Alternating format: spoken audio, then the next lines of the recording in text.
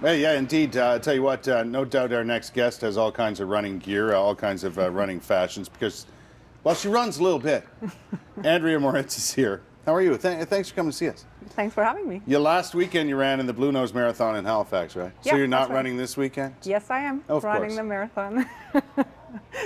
You're running another marathon this weekend? Yep. This is you're no stranger to this sort of activity. No, I've done a few of those in the past, yeah. Yeah, now you're even running longer distances, right? Yeah, I like running 90K, 100K races usually, yeah. And I just asked you this while we were getting ready here. I don't understand that. Like, to me, that's a foreign idea. But you say it's all in your head? I think a lot of it really is mental, yeah. Once you have a certain level of fitness and you can run a marathon, you can run beyond. It's just setting your mind to doing that and being ready for that. Have you always been a runner? Pretty much, yeah. When I was a kid, my uncle got me into running. It was he was my favorite uncle, and it was a cool way to hang out and spend time, and it stuck. Now you've got another project called Love for Gambia, right? Mm-hmm. What's this all about? Well, this is actually a really cool adventure I'm doing this summer. I was approached last fall by some friends in the Halifax running community, and they asked me if I wanted to have the running adventure of a lifetime. Right. And they told me about this charity, a Canadian national charity based in Nova Scotia, right, that works in children's health education in the Gambia. It's all for children in Gambia. That's right. So they have lost government funding, as do a lot of not-for-profit organizations in this economy.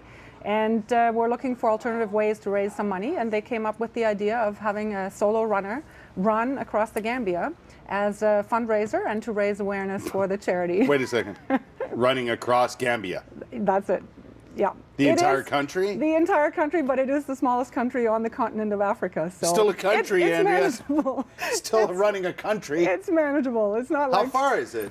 It's 424 kilometers. And my plan is to run that over the course. You're the designated runner? I am it.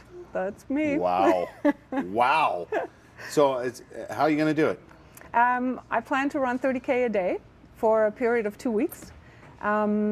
Every morning I'll be doing my run, and then I have some time in the afternoons to visit some of the schools that we're fundraising for. Meet the children. Meet some of the kids that will benefit from the program. And you're going to have a group with you?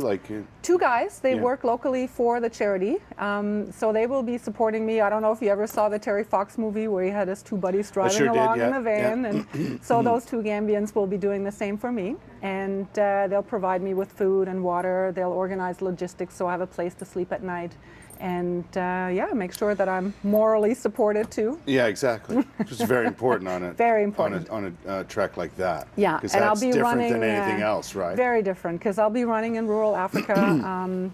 There are no cheering stations, no spectators like in Ottawa Marathon this weekend.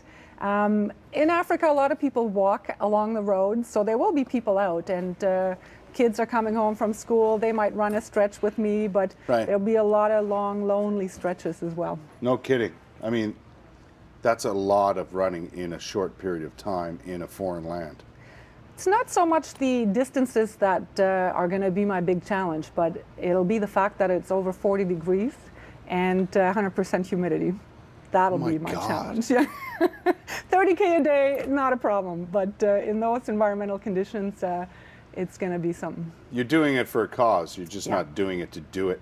Yeah. How do people help you raise money for your cause? A number of ways. People can make a donation to loveforgambia.com. There's a Donate Now button on the site. People can also participate in our charity teams. Last weekend we had over 60 runners participate in Blue Nose Marathon and Half Marathon as part of Team Love for Gambia. They raised $10,000. Nice. And we have another team in Ottawa race weekend this weekend as well.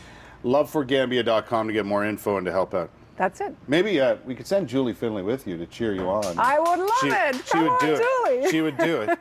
Would love to have her. And we can follow your progress too, right? Absolutely. I'll be blogging regularly, so you can check for updates, and you can continue supporting financially while I'm running as well. Good for you.